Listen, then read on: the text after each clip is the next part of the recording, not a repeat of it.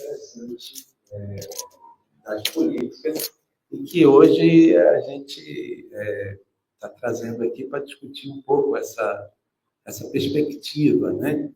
Outra coisa interessante é que eu tive a oportunidade de encontrar, primeiramente, conhecer o Jorge, num momento muito importante para a gente aqui da Paraíba, que foi em 2015, num evento em que foi feito e tirado um documento importante, que foi as cartas, as diretrizes, né, para o registro das matrizes tradicionais do forró. E a gente não esquece, porque esse foi um documento orientador da pesquisa, do inventário, da pesquisa que foi feita em 2019 a 2020.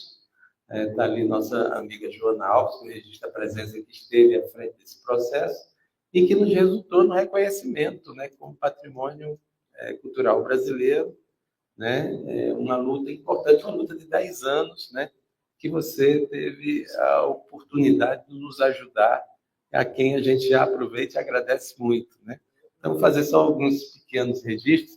E aqui, já para passar a palavra para o nosso amigo Tião, fazer também um registrozinho, já passar a bola para ele, porque já vai ano, mas não vou nem dizer a data, mas lá atrás nós estivemos num processo que foi uma criação em Brasília da Rede das Culturas Populares. Tião estava lá, e a gente teve a oportunidade de debater muito sobre isso, uma temática que veio da sociedade, né?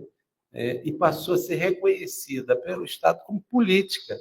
E foi dessa atuação, dessa mobilização, que surgiu o lugar que ele ocupa hoje. Eu vou passar para ele, que ele vai contar muito melhor essa história e tantas outras para a gente.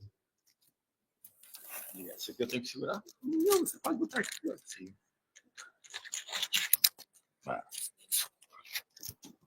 Ele me ouve? Bom.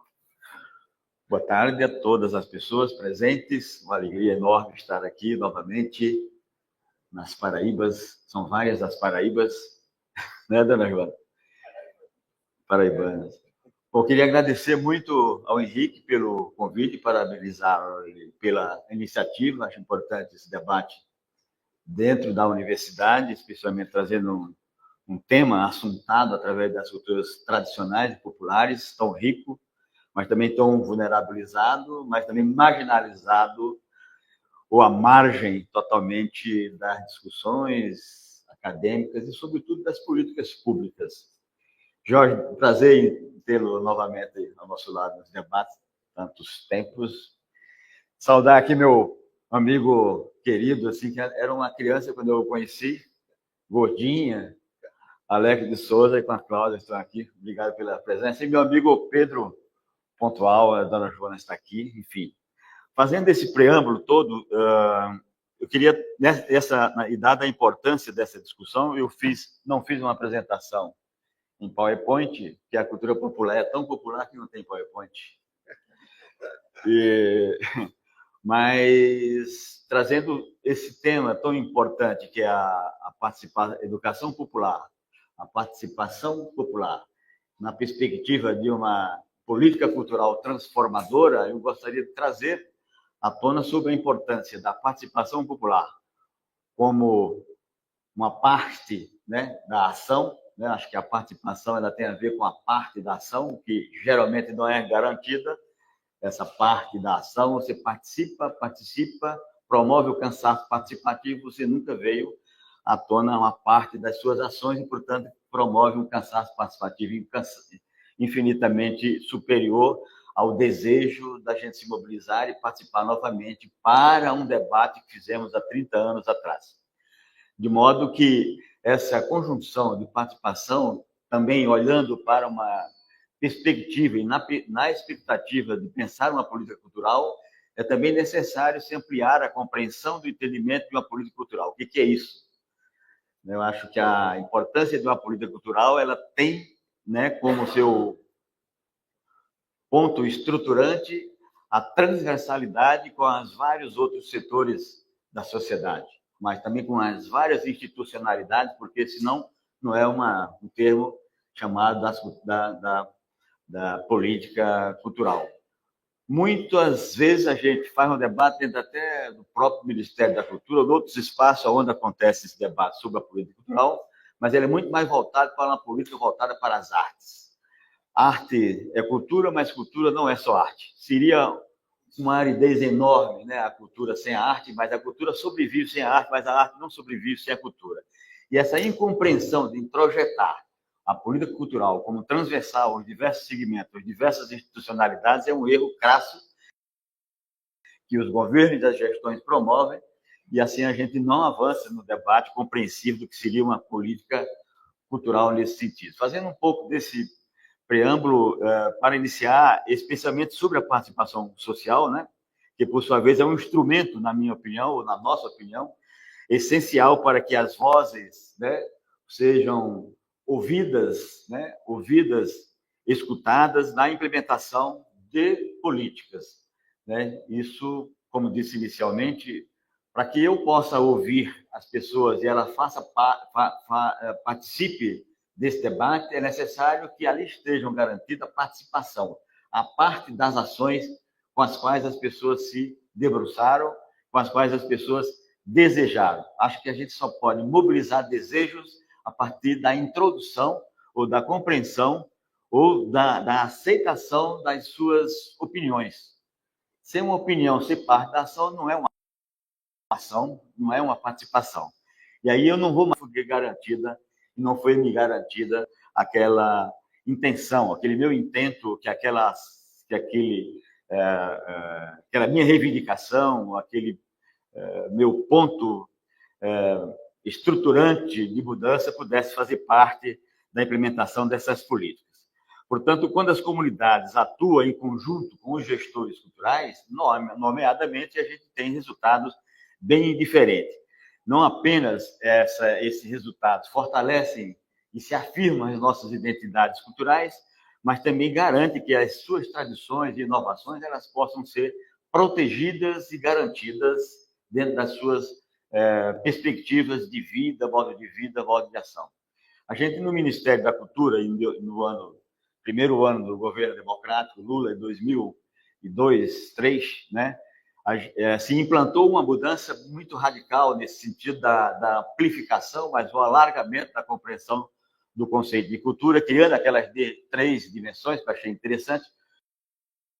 E o Henrique, nós já fazíamos esse debate no início dos anos 90, final dos anos 90, a partir daquele, ele estava falando com o Alex agora há pouco, do boletim familiar, mas sobretudo do Fórum para as Culturas Tradicionais e Populares, né, que traziam muito à tona esse debate, né,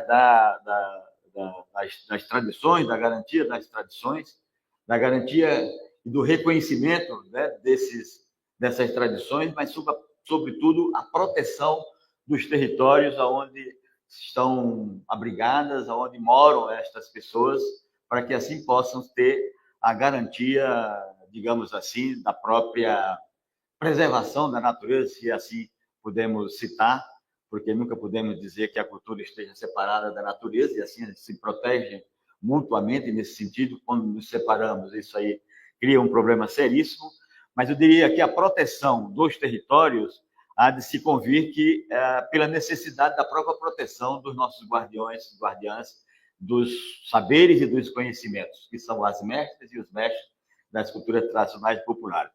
Mas nós só podemos dizer dessa proteção quando a gente vislumbre ou não pare de esquecer que atrás de uma mestre, existe um coletivo, existe um grupo cultural, né? Que acho que são os maiores patrimônios culturais, o Jorge, são as pessoas.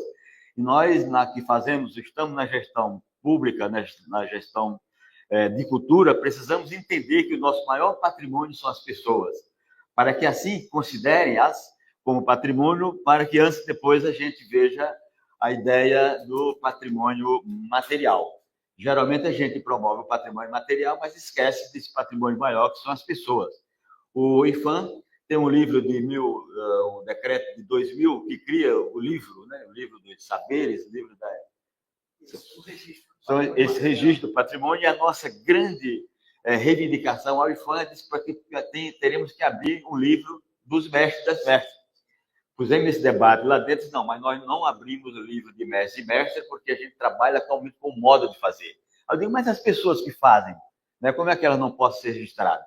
Portanto, a ideia de um inventário, ela se tornaria, inclusive, mais robusta se nós pudéssemos incrementar a ideia das pessoas, porque são as pessoas que estão no território, são as pessoas que estão na vida e nos modos de vida. E, assim, entender, por exemplo, a ideia da justiça climática, sem entender as injustiças sociais, as desigualdades sociais, o racismo ambiental, mas também o racismo institucional, é chovermos no molhado nesse sentido, é separar as pessoas desse objeto maior de pesquisa e de disputa, que é a cultura. Então, acho que, trazendo essa questão, a partir dessa matriz cultural, do alargamento do conceito de cultura, para que nós possamos discutir a ideia da política cultural como transformação social. Ainda nesse tocante, podemos dizer que esse livro de mestres e mestras, né, e esse debate, eles pudesse estar garantido assim, até num programa nacional, uma rede nacional que criasse a rede nacional de saberes e conhecimentos. A gente fica a trabalhar dentro da cultura popular e um dia me disseram assim, por que a gente de cultura popular trabalha com saberes e vocês da academia trabalham com conhecimentos? Então, essa equiparação de compreensão, até, eu diria, de sinônimo, né, de composição desse texto, eu pensei que se adeque especialmente até na ideia de nós começarmos a fazer a discussão dos notórios saberes dentro da universidade ou dentro do espaço onde acontece a educação. O espaço onde acontece a educação não é somente a escola, dado ser um espaço importante, mas não é o único, graças a Deus, né, que possa acontecer esse espaço na rua como espaço de sociabilidade, como troca de experiência, de saberes, mas também como espaço de conflito, né, que o conflito enquanto saudável contra exatamente esse conformismo social que reinou na sociedade, e somente a cultura pode estruturar essa organização ou essa desorganização social para se transformar. Então, a ideia de falar de participação social sem pensar a cultura como estrutura, como organizadora da educação, a gente nunca pode, inclusive, fazer alargar a discussão, aprofundar o debate, a reflexão a respeito do notório saber, né, dos mestres e as mestras, trazer os seus conhecimentos tradicionais, não no sentido de fazer uma disputa ou uma competição que os conhecimentos tradicionais estejam superiores aos conhecimentos acadêmicos, ou que esses saberes sejam menores do que os saberes, do que os conhecimentos acadêmicos. A cultura ela própria já nos denuncia, né? Porque a cultura popular já é um ganho da evolução do folclore para a cultura popular, né? Então, acho que agora eu estou sonhando para que nós deixamos de ser cultura popular, passamos a ser cultura, evidentemente, né? Qual é o conceito de cultura? Um dia desse, dando aula, um aluno me perguntou, dizendo assim, professor, você fica dizendo que a cultura popular chega à cultura? Eu disse, exatamente, mas tem um conceito aí, muita gente fazendo essa discussão de cultura popular. Aí ele disse assim, mas o que é popular? Popular é aquilo que é feito pelo povo, pelas pessoas. Ele disse, e essa outra cultura é feita por quem? Né? Quer dizer, então, assim, qual a diferença, né? Essa questão do preconceito, né? da diminuição, né? Dos saberes acadêmicos, dos saberes acadêmicos que não são saberes, são conhecimentos, e dos saberes comunitários, saberes populares, que não são conhecimentos, são saberes. Enfim, então, fazendo toda essa confusão de retórica aqui para trazer a ideia de incrementar, né, para que as pessoas possam ser, possam ser parte desse território tradicional e, portanto, protegidos nesse sentido, com políticas adequadas no sentido da proteção das territorialidades, e, portanto, das suas territorialidades, que muitas das nossas identidades, no plural, efetivamente, estão nesse território espacial aqui do estado da Paraíba, mas estão lá no meu estado do Rio Grande do Norte, se manifestando da mesma forma. Então, assim, é um avanço das territorialidades, é uma comunicação que se faz, evidentemente, para além dos territórios.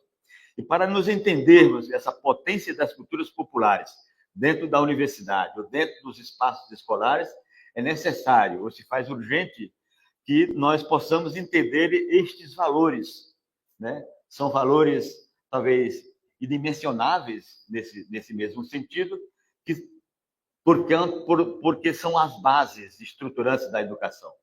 Né? Acho como é que a gente vai entender sobre a força da nossa cultura local dentro de um currículo, dentro do componente curricular, para que possamos ter, né, até diminuição da evasão, mas, sobretudo, um sentido de pertencimento maior nas suas comunidades, na geração de conhecimento, né, na produção de conhecimentos, que não esteja apenas vinculado a um conhecimento hegemônico, europeizado, como é o nosso modelo universitário, né, de que maneira, em que medida esses conhecimentos, esses saberes, ou estes conhecimentos tradicionais possam ser incluídos dentro da universidade, para além da inclusão de mestres e mestras dentro da universidade, mas que tenhamos os componentes curriculares, os conhecimentos tradicionais dentro do currículo escolar. A Lei 10.639 e a 11.645, que trabalha, respectivamente, a história da África, né? Da história da África dentro do espaço escolar e a história indígena dentro também desse espaço escolar, e que seriam essas pessoas que poderiam protagonizar uma aula de alto gabarito, dizendo, com conhecimentos adequados ou com todas as propriedades que possamos trazer, se não um mestre de jongo, um mestre de batuque de umbigado, um mestre de batuque de coco de roda, quem sabe, ou uma mestra, ou um Yalorixá, um Abroxá, ou um pajé, um cacique, que pudesse trabalhar essas questões mais adequadas a essas duas leis. Bem como é que nós podemos trabalhar sobre os nossos saberes locais, sem levar em conta esses saberes tradicionais que ali estão nas comunidades, né? Aqueles conhecimentos que eu estava falando hoje com a Cláudia a respeito da pesca artesanal. A pesca artesanal, por exemplo, ela transcende a ideia do ato de pescar, mas tem a ver com a proteção dos maritórios, né? Tem a ver com a proteção dos seus territórios, tem a ver com a proteção das suas manifestações, né? Das suas expressividades maiores da arte, do artesanato e das culturas locais, para que assim possamos entender as pessoas como um patrimônio vivo das culturas vivas nacionais, né? Então não nos é muito próxima da forma conceitual de entender o alargamento da cultura quando você cria um ato reducionista de fazer um projeto para a pesca artesanal ou fazer um projeto especialmente para o brincante de jongo ou de maracatu, né, lá na zona da mata de Pernambuco, sem entender a sua transversalidade, né? De que maneira nós vamos implantar uma política cultural sem que garantamos aos mestres e às mestras, a esses guardiões, a esses condutores das culturas tradicionais, para que possa ser garantida a transmissão de geração em geração, sem que essa não tenha o apoiamento, o acesso à educação de qualidade, à saúde de qualidade, à mobilidade urbana, aos direitos humanos, aos direitos culturais, mais do que o direito à cultura, que são mais robustos e mais entendidos alargadamente. Enquanto não entendermos isso, nós não podemos garantir que estamos trabalhando sobre participação social, mas também sobre a ideia da educação popular e ainda, sobretudo, na perspectiva de uma política cultural transformadora. Estou trazendo essas questões, inclusive, mais como provocações, para que a gente possa trabalhar a ideia da discussão, da disputa pela democracia, a disputa pelo pensamento, mas, sobretudo, a disputa pela compreensão da diversidade cultural, né? Que não é a ideia de ter um monte de culturas presentes, mas olhar do ponto de vista dessas desigualdades, mas dessas diferenças, né? Que nós podemos tratar essas diferenças como igualdade social, né? Que é esse grande desafio. Enquanto a gente não trouxer para a próxima do nosso coração selvagem, né? Para as nossas emoções estar à altura do coração, não tratar a diversidade como tal, nunca nós vamos conseguir entender que a educação popular possa colaborar com uma política cultural. São desafios, e aí eu trago, como aqui trata especialmente de trabalhar uma oficina, e, portanto, poderíamos fazer esse debate. Fiz aqui, acho que 5 questões desafiadoras, que seria qual o reconhecimento, por exemplo, que cultura local a gente quer falar. Porque todo mundo, vamos respeitar a cultura local. Olha, um dia desse eu estou radicado em São Paulo há 36 anos. E aí, eu já trabalhando no Ministério, eu voltei um dia desse lá em Carapicuíba, são 337 favelas ali ao redor, e aí alguém me disse assim, nós vamos respeitar a cultura local. Qual a cultura local você vai respeitar? A cultura da violência? A cultura do tráfico? A cultura da desagregação social? Né? A cultura, né, do machismo, do racismo? Né? Precisa entender um pouco nesse sentido. Então, assim, qual o reconhecimento da cultura local? Né? A educação popular enfatiza a importância das manifestações culturais locais, permitindo que as tradições, costumes e saberes sejam valorizados e respeitados. Isso ajuda, notadamente, a preservar a diversidade cultural, ou seja, entender a diversidade cultural para que, assim, possamos trabalhar sobre a educação popular, muito bem já discutida aqui pelo nosso querido amigo Pedro Pontual, que é um especialista em educação popular. Uma outra questão que eu trago é sobre a participação comunitária, né? Porque é muito difícil, inclusive, a definição de comunitário. Né? O que é comum numa comunidade? Né? Eu moro numa comunidade, assim, numa vila de pescador. Nós temos ali uma cultura comum, nós temos desejos comuns, né? Nós temos intentos e fazeres comuns ali. Portanto, essa questão é envolver as comunidades nos processos educativos, né? Que a educação popular encoraja a sua participação social, ativa a preservação e a promoção da sua diversidade cultural, que também poderia e pudesse-á fortalecer esse sentido de pertencimento. Uma terceira questão que eu trago é a educação contextualizadora. Eu trago sempre essa ideia de você descontextualizar, né, recontextualizar e contextualizar.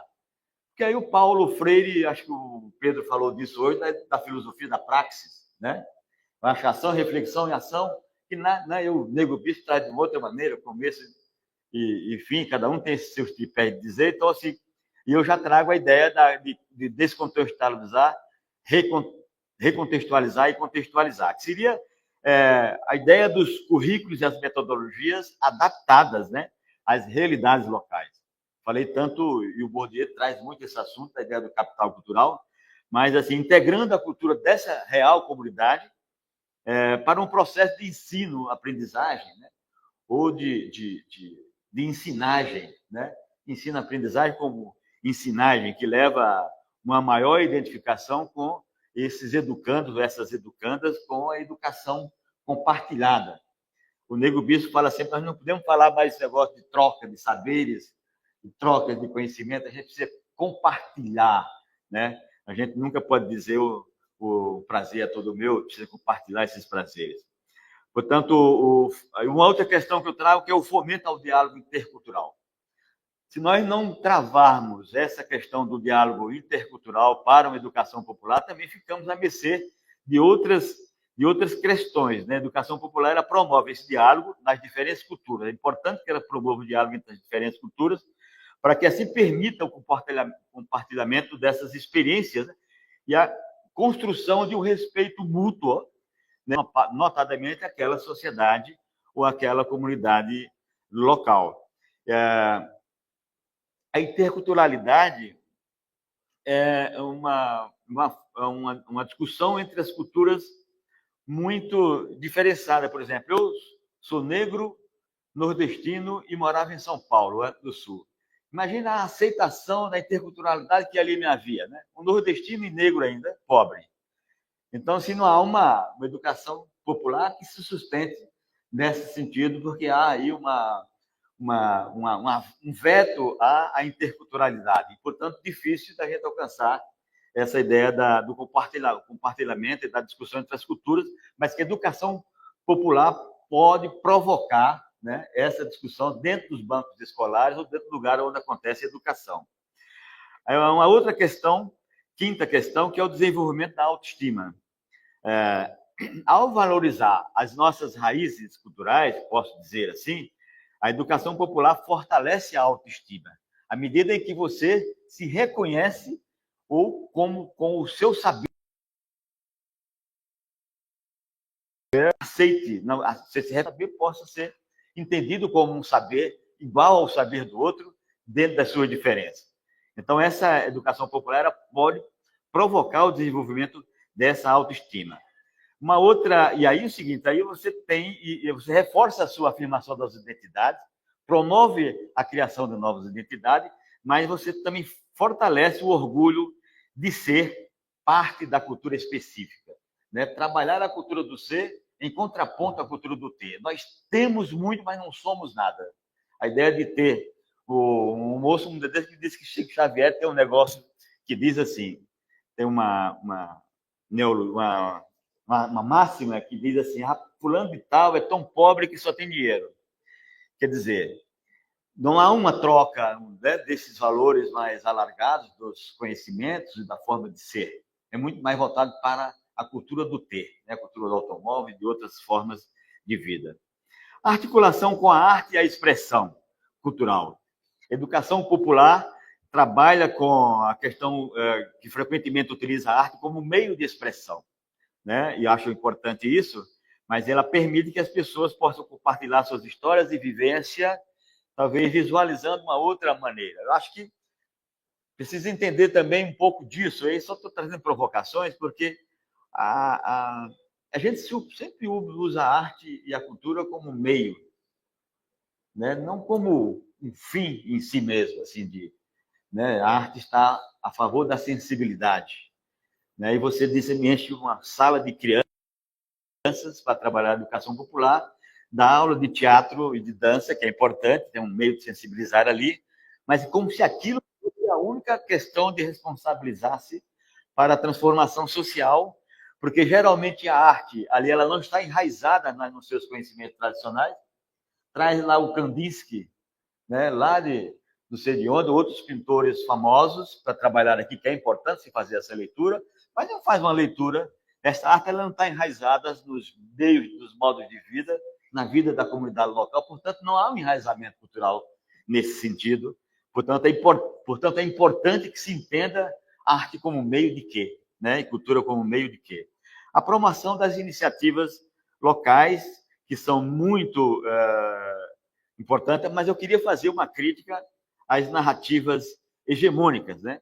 Porque a educação popular ela desafia os estereótipos, né, e narrativas dominantes, que pode promover uma visão mais plural e aprofundada das identidades culturais.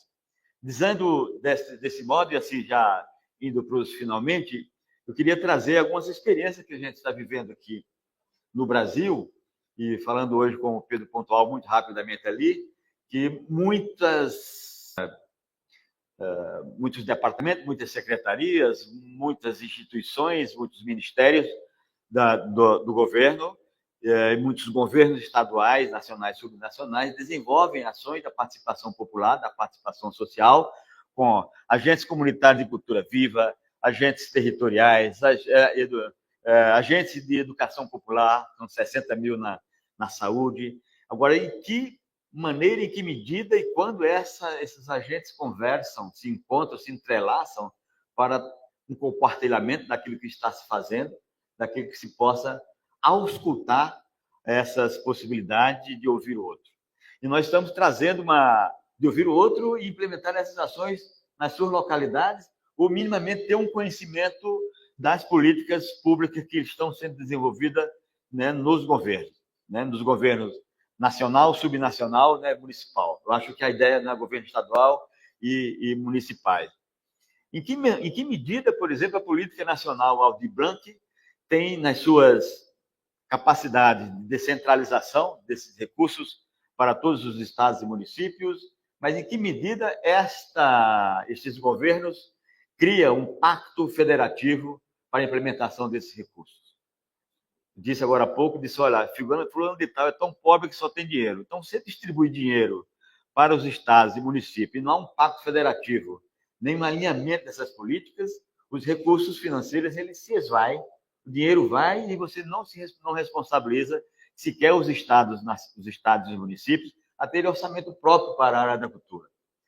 São dados desta maneira, que esses agentes, ou essas agentes, e nós todos que fazemos debate sobre gestão pública de cultura, precisamos trabalhar, trazer à tona essa reflexão mais aprofundada sobre a ideia da implementação, do entendimento da política pública de cultura, que ela possa ser transformadora.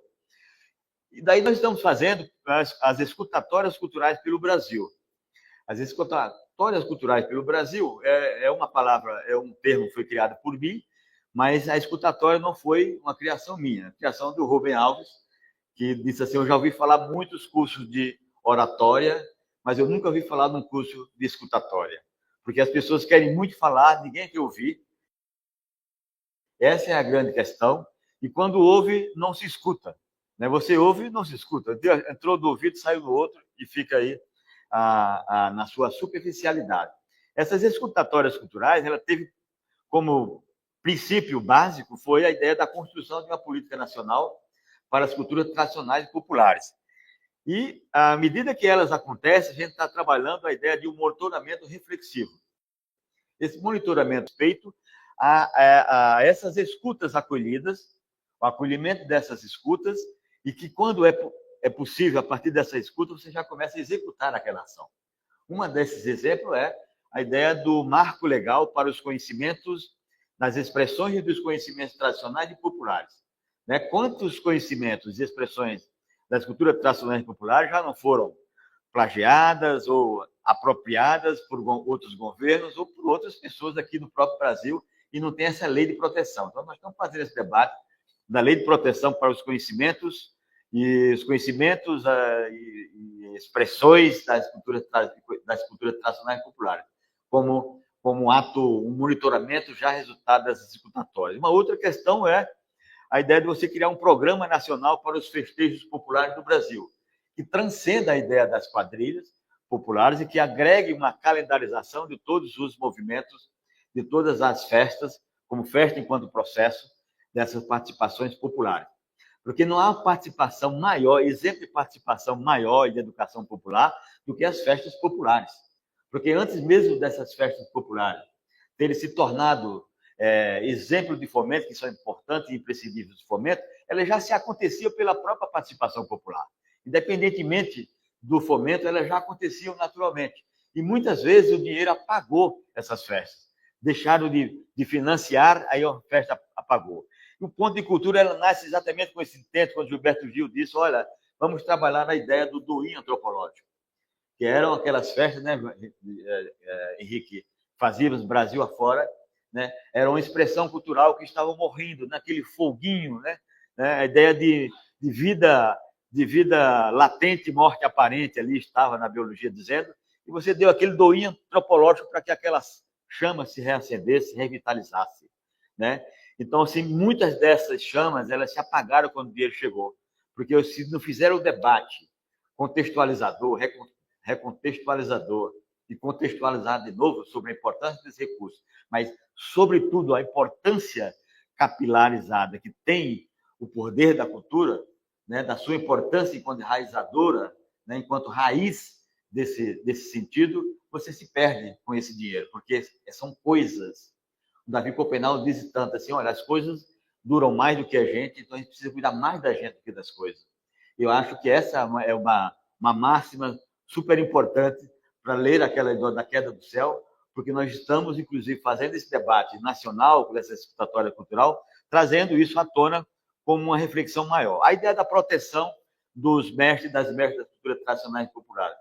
Nós temos uma lei aí em tramitação no Congresso Nacional, fizemos esse debate desde 2011, está lá nesse congresso, que é um congresso bastante delicado, complicado, para que a gente possa dizer de que maneira ele pode colaborar na implementação de políticas ou na própria estruturação dessas políticas no Brasil. Então, está lá essa lei de proteção aos mestres e mestres. Tivemos uma derrota na CCJ recentemente, especialmente porque lá constava na lei, e na época eu falei que foi agora em dezembro passado, eu falei para a deputada Érica, retire esse nome de Alorixá, Babalorixá, porque essa lei, com essa nomenclatura, vai ser derrotada. Não deu outra. Entrou com isso aqui, a lei foi derrotada. Então, nós estamos entrando com uma minuta de lei que promove a partir dessa participação popular, que o mestre e a mestra e os seus territórios sejam protegidos com uma bolsa de CNPq, né, equivalente a uma bolsa de doutorado, né, que hoje é R$ 3.100, mas também vislumbrando assim, que os mestres e as mestras tenham prioridade, sejam priorizados e priorizadas nas políticas habitacionais do Brasil. Né, assim, se eu sou uma mestre, tem essa prioridade como acesso à habitabilidade. Mas também que nesse pacto federativo com os governos estaduais e os municipais, o mestre e a mestra, com o seu reconhecimento, até de notório saber, com a sua titulação, ou mesmo só apenas reconhecimento como mestre e mestra, ela possa chegar em um lugar do município e do estado, ela ser priorizadas no atendimento da educação, na priorização na educação, na saúde. Porque muitos mestres estão morrendo à míngua sem acesso à saúde, sem acesso à sua família e à educação. Uma outra questão é a ideia do usucapião cultural, né? O usucapião cultural, que é a mesma lei do usucapião, onde há um coletivo, um grupo cultural, a expressividade cultural, que mora na cidade, até 500 metros quadrados, ele pode entrar com esse usucapião cultural para ter acesso àquele espaço como dele, né? E possa garantir essa reparação. Esse usucapião cultural ele é rural e urbano. Urbano até 500 metros, rural até 4.000 metros, com esse mesmo fim de reparação social histórica. Mas a ideia é que tenhamos também um fundo, à altura do Fundo Nacional do Audiovisual, né? Teve um Fundo Nacional para as Culturas Tradicionais e Populares, onde possamos ter uma política cultural para as culturas tradicionais e populares que podemos ter acesso o ano todo, que transcenda a ideia dos editais. O edital é uma estratégia importante de democratização do acesso, mas o edital, como a palavra mesmo nos traz esse sentido, o edital não é de todos, é de Cicrana, é de Beltrana, é de fulano, mas não é de todos. O edital traz uma disputa entre nós mesmos, né? O mestre e a mestra começam a fazer a disputa com o edital. É uma estratégia importante, né? Mas eu acho que a gente precisa ter políticas mais horizontais de acesso o ano inteiro, que possa ter meio nesse sentido, a gente não puder fazer esse debate. Então, esse monitoramento reflexivo dentro da escutatória cultural e da construção da política nacional cultura tradicional popular tem essas questões que já estão em processo de fazimento, digamos assim, processo de execução de grande importância nesse sentido. Acho que, diante de todas essas questões que aqui trouxe, né? E com a ideia de implementar essas abordagens, né? Que a educação popular não apenas ela possa contribuir para a preservação e a priorização das identidades culturais, mas também possa trazer uma convivência social mais adequada, diria mais transdisciplinarizada ou transversalizada, para que a gente possa transcender a ideia do popular não como um diminutivo, não como uma educação menor, né, mas como uma educação contributiva para a construção do pensamento, para a construção de direitos, né, e percepção destes direitos. Para concluir, eu estive um dia desses lá em Corumbá, no Mato Grosso do Sul, e a gente percebeu lá em Mato Grosso do Sul que o pessoal tem 3 grandes escolas lá, uma escola ligada à JBS, outra escola ligada ao Banco BTG e uma outra escola, parece que o Bradesco. Ele pegou aqueles jovens, né, todos os jovens, eles têm uma convivência em escola de ensino, não escola em tempo integral, mas educação em tempo integral, que é mais importante do que escola em tempo integral. E esses jovens estão sendo formados com educação, com uma escola tecnicista, talvez, de altíssima qualidade, mas para que eles possam trabalhar nessa própria empresa, não trabalhar na sua própria comunidade. E aí nós começamos a fazer uma discussão sobre uma Universidade Federal do Pantanal, né? Para que essa universidade possa produzir conhecimentos e incluir as pessoas, né, os mestres e mestres, seus conhecimentos tradicionais no currículo escolar e produzir esses conhecimentos que faz um contraponto a essas escolas.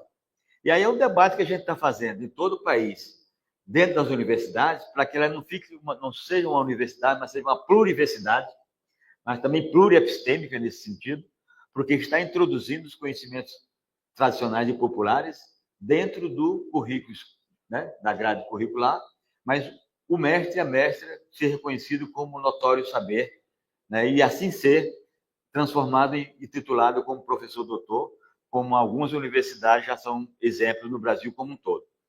Aqui, na Universidade Federal da Paraíba, falando hoje com a pró-reitora Bernardina, eles estão já para apresentar uma resolução bastante avançada, né, que inclui as artes e os ofícios para esse notório saber, e que esses mestres possam ser também titulados como professor doutor e assim ser também remunerados como professor doutor a partir desses conhecimentos dentro da universidade pluriepistêmica, não essa universidade com esse modelo hegemônico eurocentrizado como a gente tem. Então, essa luta ela está se espraiando por todo o território nacional. Estava falando esses dias, a gente fez reunião com 51 universidades, mas dentro com as pró-reitorias de cultura e outras de extensão e cultura, são juntas, outras são separadas, para essa institucionalidade do notório saber na educação. A UNB tem um avanço significativo, mas naquele encontro de saberes, do qual participei algumas vezes, dos anos 2000, mas o encontro de saberes, ele também é um encontro de saberes já com alguns exemplos do mestre e a mestra, dentro dos cursos de pós-graduação, acompanhar as aulas desde a farmacologia, por exemplo, a Raizeira trabalha dentro do curso de pós-graduação da farmacologia, né? O povo do Xingu, Camaiorá, trabalhou lá dentro da arquitetura xinguana, e assim vai, cada um na área do seu conhecimento. À medida que esses conhecimentos tradicionais esteja vinculado dentro da pós-graduação a alguma grade curricular, para que assim possamos garantir a participação popular e a educação popular dentro de uma estrutura educacional, mas dentro de uma estrutura universitária, mas numa perspectiva pluriepistêmica, onde a universidade tenha uma educação diferenciada, como muitas outras já assim são. De modo que, para encerrar, eu queria muito agradecer toda esse empréstimo da escuta sensível aqui e me colocar à inteira disposição para questões, se houverem. Eu trouxe mais provocações do que algumas perspectivas de soluções para isso, mas eu acho que como nós estamos no espaço de onde a educação acontece, é importante que a gente traga e provoque, especialmente alguém que esteja à frente desses departamentos, ou desta maneira de formular, ou de elaborar essas grades curriculares, que a nossa cultura tradicional e popular ela seja equiparada a esses conhecimentos acadêmicos, ou seja, os conhecimentos tradicionais e populares sejam equiparados a estes com a sua base, né, estrutural, mas deixa aqui esse recado. Acho que nunca a gente vai usar a cultura e a arte como meio. A cultura ela é estrutural, ela é estruturante. A cultura é organizadora, né, e, portanto, condutora da educação. Desta maneira, a gente só vai entender uma educação popular quando a gente entender que é a partir da cultura que a gente pode estruturar uma educação de qualidade e, portanto, diferenciada. Mas a cultura diferenciada, não somente a cultura artística. Era isso.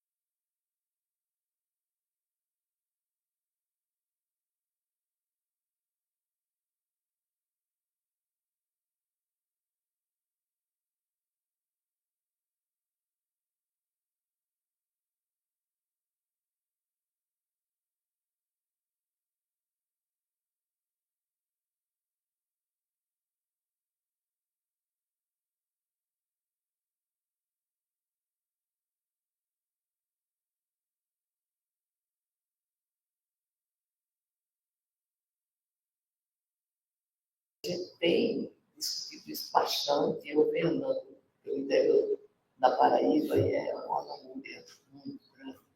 Porque esse reconhecimento da cultura tem uma complexidade muito grande. Nós que trabalhamos na base, vivenciamos ela, nós somos esmagados pelos processos da globalização e não conseguem entender que se a cultura do Brasil, o país, o mundo não anda. Como é que eu posso desconhecer que eu existo, que eu funciono, que ativamente nós só podemos viver com a nossa cultura? Em cada canto que a gente tiver, a gente tem que respeitá-la. E o que está acontecendo é o inverso.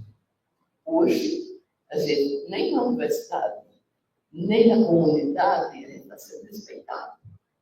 Porque a discussão ainda não chegou ao ponto máximo de respeito. Tem que trabalhar, tem que trabalhar, acho que o gestor da universidade, mas ainda é muito pouco em relação à forma como está se tratando. A globalização está incluindo as culturas. E isso a gente precisa mudar. A gente não pode mais ficar calado e aguentando isso na provocação, principalmente nas festividades, nas atividades que a gente sabe que existe nesse país riquíssimo que é o Brasil. E cada vez mais ela está sucumbindo por falta de estímulo. Tem que se mudar esse processo. Evento vai existir sempre, mas a cultura tem que ser respeitada e praticada na sua íntegra, e não desclassificando como está sendo feito. Eu ontem provoquei um defeito, e aliás, em todos que eu estou, né? Porque assim, eu chego na comunidade, estou levando uma caravana, um trio de forró, com a cultura tradicional.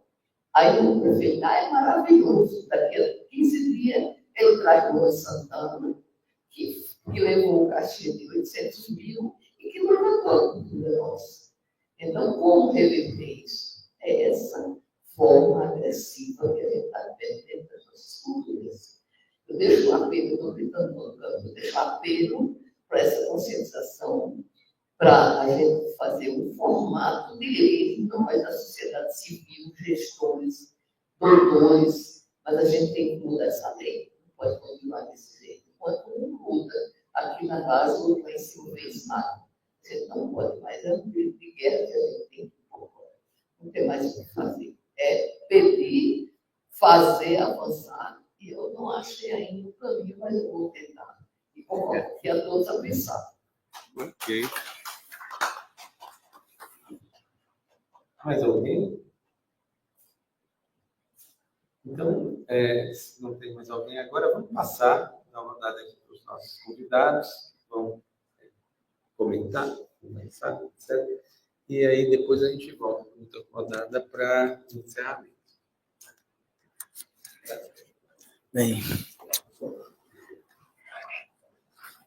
a fala que o Soares traz muitos pontos, né? São provocações, mas além de provocações, são reflexões muito justas e que eu estava aqui anotando freneticamente o quanto das suas reflexões se relacionam com a nossa política de patrimônio cultural.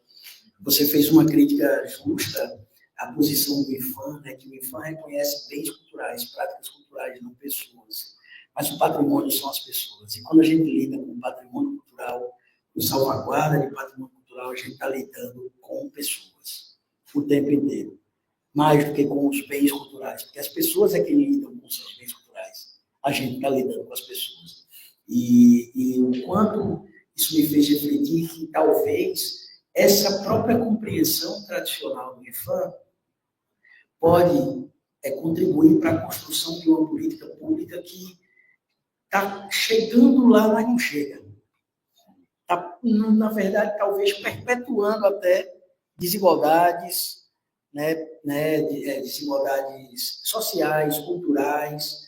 Isso se reflete, a meu ver, aqui tomando uma posição bastante crítica, uma autocrítica da minha posição enquanto técnico do IPHAN, de uma política que realmente, poxa, o patrimônio material é tratado de um jeito, o patrimônio imaterial é tratado talvez de outra maneira, a própria sociedade não se enxerga muito nisso, né? E como é que o IFAM faz para fazer com que a política chegue no alvo, justamente trabalhando com essa concepção que você traz de que o patrimônio são as pessoas, né?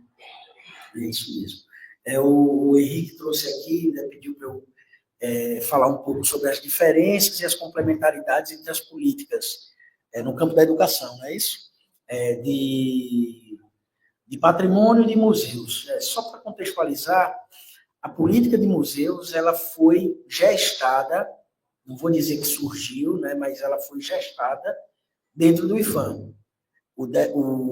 A política de museus ela ficou a cargo do Departamento de Museus e Centros Culturais do IFAM até o ano de 2009, quando foi criado o IBRAM, e aí, né, se instituiu uma autarquia voltada para os museus. Então, sempre houve essa relação muito próxima entre as políticas, a política de preservação do patrimônio cultural e a política de muitos museus, na verdade, federais, todos eles são tombados pelo IFAM isoladamente e, portanto, têm seus acervos, né, tombados também. Então, essa política sempre esteve muito junto, embora haja percalços no diálogo, diferenças de entendimento, de como preservar, de como gerir esses bens culturais e os museus.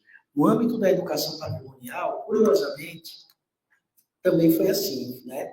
As relações e as reflexões dentro do então Departamento de Museus surgiram a partir dos elementos de educação patrimonial que foram sendo trabalhados, principalmente no Museu Imperial, que foi onde surgiu o locus, que surgiu a política de educação patrimonial do IFAM. Foi dentro de um museu.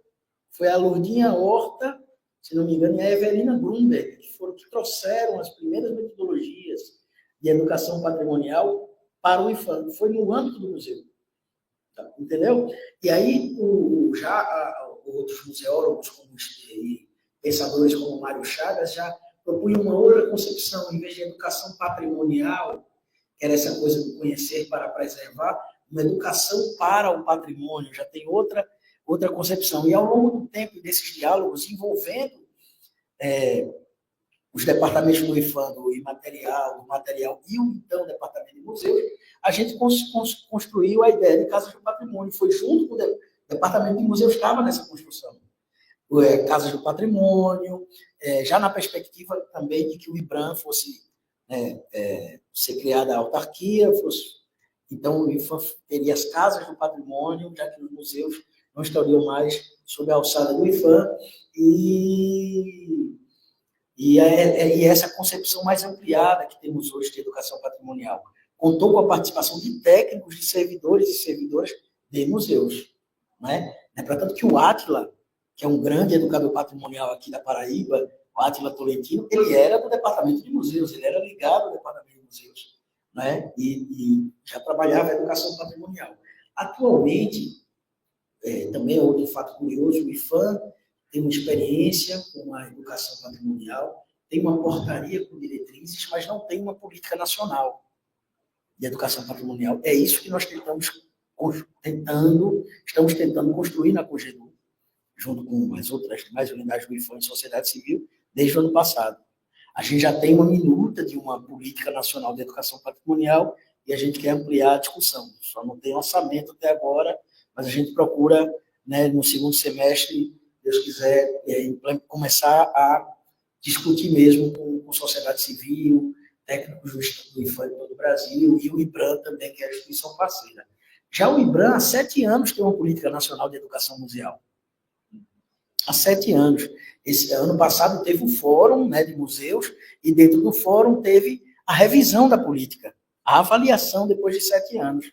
O IFAM ainda não tem uma política nacional, embora tenha a prática, a expertise da prática, da reflexão, da qual o IBRAM bebeu muito, mas o IBRAM desenvolveu uma política e o IFAM ainda não. Né? Então, tem as complementaridades e as diferenças nesse sentido.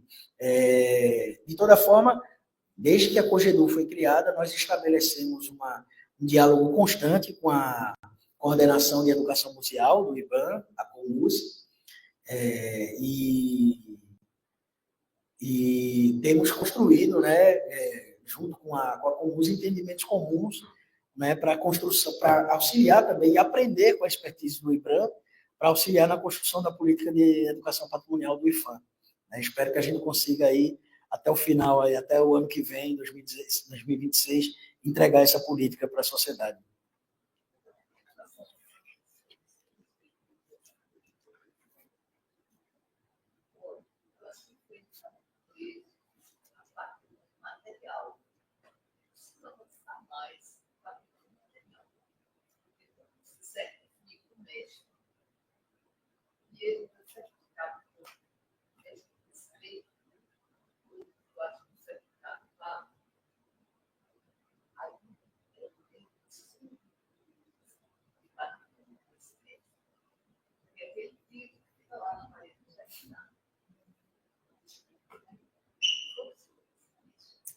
As pessoas.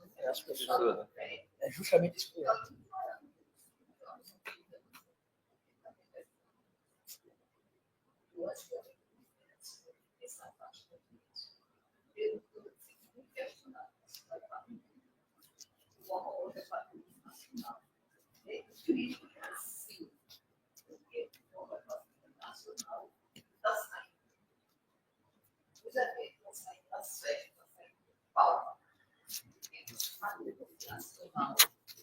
sendo pensado.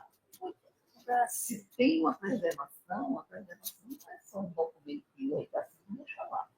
Essa política o IFAM tem que fechar. Cada dia está sendo mais difícil.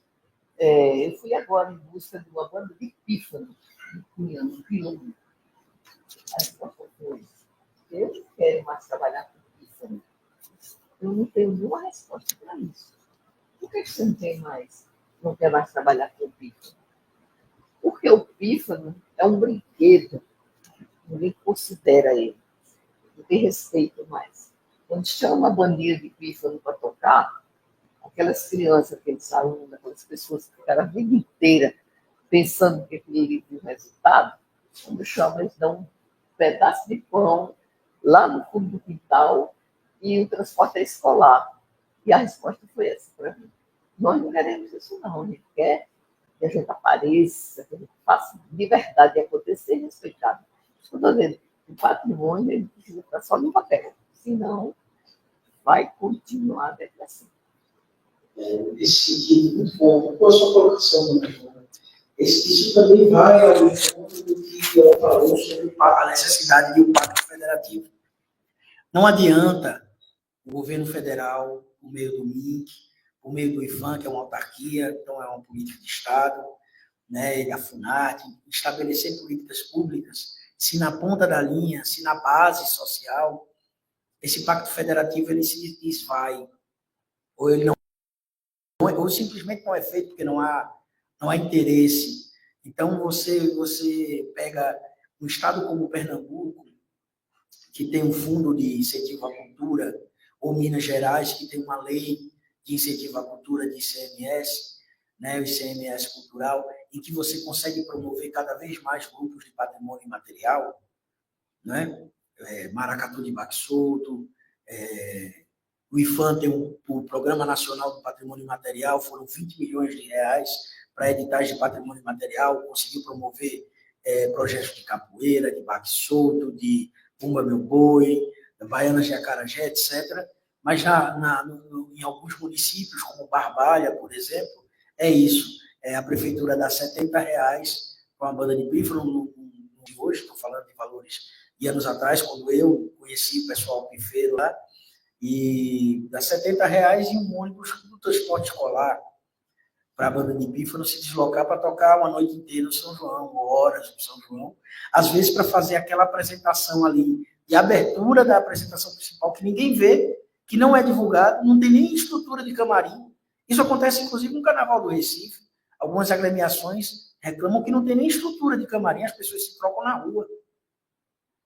Né? Não tem nem estrutura. Então, há necessidade realmente do Pacto Federativo. Há necessidade. Eu acredito bastante nesse sentido. Eu sou eu não vou dizer que eu sou otimista, mas eu sou esperançoso. Eu acredito que a Política Nacional Aldir Blanc, a PNAB, ela vai criar essa esfera, já está criando, na verdade, porque nós temos 98% dos municípios, né? Então, você tem 98% dos municípios aderindo à PNAB, vai se criando uma esfera de diálogo entre poderes, entre esferas, né, do poder público. E esse pacto federativo vai crescendo, com base na questão orçamentária, claro, né, porque se faz política pública também, principalmente com orçamento. Mas isso vai entrando, né, na dinâmica dos conselhos, a sociedade civil. Isso é uma coisa já que foi ali do governo da gestão Gil e que não tem como retroceder jamais. Ponto de cultura, conselhos de cultura, envolvimento da sociedade civil, prefeituras, né, cada vez mais estimuladas a ter uma fundação de cultura, ou um setor cultural, uma secretaria mesmo que divida com esporte, lazer, juventude, tarará, tarará. Então, eu acredito que a PNAB vai ajudar muito e já está ajudando a construir, a avançar nesse pacto federativo, que eu posso até falar mais a respeito disso aí. E aí eu espero que a gente consiga fazer, como eu falei, né, a política chegar lá, no forrozeiro, não é nas matrizes do forró, não é o certificado, é a política chegar no forrozeiro e na forrozeira. Tião? Vamos lá, já considerações finais? Mas seu comentário, a gente... Bom, gente, acho que a professora você traz uma reflexão importante sobre as caixinhas. Edgar Morin tem uma obra chamada Os Sete Saberes da Educação, e ele defende a ideia das disciplinas se misturarem ao seu bel sabores e saberes. É importante. A gente que é professor sabe o lugar pior de ser professor é a sala dos professores. Porque, ou senão, lá em São Paulo tem, né, Pedro, assim, horário de tempo pedagógico, que na época que eu dava aula lá, assim, era horário de tempo perdido. São os HTPs. Porque essa concepção da ideia da transdisciplinaridade, interdisciplinaridade, eu trabalho com a transdisciplinaridade, é cada um entender a sua caixinha, falar na sua caixinha, mas nunca você sentou para conceber uma concessão, né? Conceber uma estruturação conceitual. Diria Maurice Sodré, conceito é um visgo onde passarinho pousa e não voa. E a gente é tão imediatista, provisório, que vira tudo permanente, né? Porque nós não temos disponibilidade, não temos disposição de refletir juntos a ideia da mistura desses conhecimentos. É tudo na caixinha. Como é na escola? Na escola sempre teve educação artística. O que é educação artística na escola? É algo muito separado está dentro da caixinha, mas é muito separado. Qualquer pessoa vai para a quadra dos esportes e vai dar educação artística. Corre, menino, joga bola para lá, bola para cá. Chama um sanfoneiro, toca ali a sanfoninha, correndo para lá e para cá, e as professoras fumando lá fora. Então, acho que é uma questão muito grave essa, mas eu ainda concebo que a possibilidade da transdisciplinaridade é a construção do entendimento para o fazimento dessas disciplinas. Por exemplo, como é que você vai dar aula de arquitetura a partir da concepção indígena na faculdade de arquitetura? Trazendo aqueles conhecimentos, né, da forma como o cara constrói aquelas obras, etc., e a pessoa que está ali desenhando nas suas pranchetas, que não tem mais prancheta, né, outras coisas, ter essa concepção da criação. Eu levei Davi Copenal lá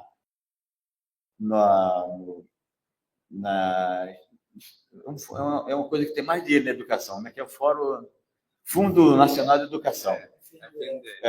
Eu estive lá no Zé Anomamos, aí disse, olha, nós queremos construir os centros culturais, as escolas e tal. Aí o Davi chegou lá e disse, olha, mas as escolas a gente quer com a nossa arquitetura. Tudo bem, tem esse dinheiro, mas é com a nossa arquitetura. Do jeito que tem, porque aí concebe e tal. Então, essa construção. Como é que você vai dar, por exemplo, uma vez eu estava na Chapada Diamantina, lá em Piquara, era um encontro de mulheres parteiras e veiras, e rezadeiras. Por exemplo, aí tinha o pessoal da saúde lá. Disse, olha, por que vocês aceitam a acupuntura e não aceitam a parteira? Né? Porque é uma outra mais hegemônica, não aceita a parteira que, né? Como como é que chama a palavra? Obstetrícia é muito mais conhecimento do que o próprio médico, né, que está lá. Então, de que maneira você pode construir esses conhecimentos e entender que ele se entrelaça e não é separado na caixinha? Eu fico olhando, fiz a visita do Museu do Nupo aqui, de Cultura Popular, e ali me veio muitas ideias, assim, olhando as bonecas, que as bonecas retratam ali várias histórias do Nordeste popular brasileiro. Várias histórias. Vi uma boneca ali que me lembrou minha avó é indígena, no fiamento, ela fiara, usava um negócio que não lembro do nome, fiava, depois do algodão, fiava um fio, e ali tem uma boneca que representa isso. Mas tem outras bonecas que representam as lavadeiras, entendeu? São culturas populares, nesse sentido que eles se entrelaçam notadamente nas culturas locais. Agora, precisa saber de que maneira isso são concebidas, sair das caixinhas. Os 7 saberes da educação traduz de maneira bastante pedagógica, eu diria, bastante didática, essa possibilidade da transdisciplinaridade. De modo que acho possível, mas também sou contra as caixinhas e também sou contra a forma com a qual as pessoas querem incluir na exclusão. Você quer me incluir, você não acredita, assim, me inclua fora disso. Quer dizer, você inclui muitas vezes, assim, por pressão popular, algumas disciplinas, né? Por exemplo, até na universidade, agora, o notório saber, está vindo uma avalanche para o notório saber. Mas que notório saber se quer incluir lá? Precisa fazer a discussão, né? Para entender sobre isso. E que notório saber inclua lá e de que maneira esses conhecimentos são transmitidos.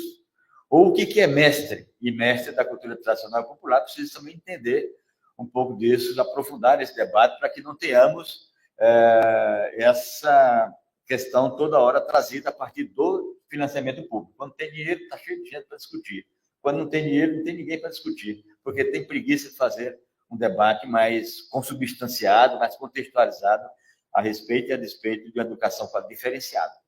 Portanto, você tem razão nesse sentido, mas a gente precisa eu diria, aprofundar o debate sobre a inclusão de disciplinas, né, ou de conteúdos dentro de uma grade, né, que é prisão nesse sentido. De modo que acho que o Henrique trouxe outras questões desafiadoras aqui, que a defesa de acolher-se a diversidade cultural, né, nessa concepção a gente sempre chama, e é mais uma provocação, dentro do identitarismo arraigado que a gente vive hoje em dia, geralmente a identidade não reconhece a diversidade. Isso é grave, porque assim, discutimos sobre a cidadania, teve um tempo que a cidadania era muito moda. Cidadania, todo mundo queria uma cidadania para viver, né?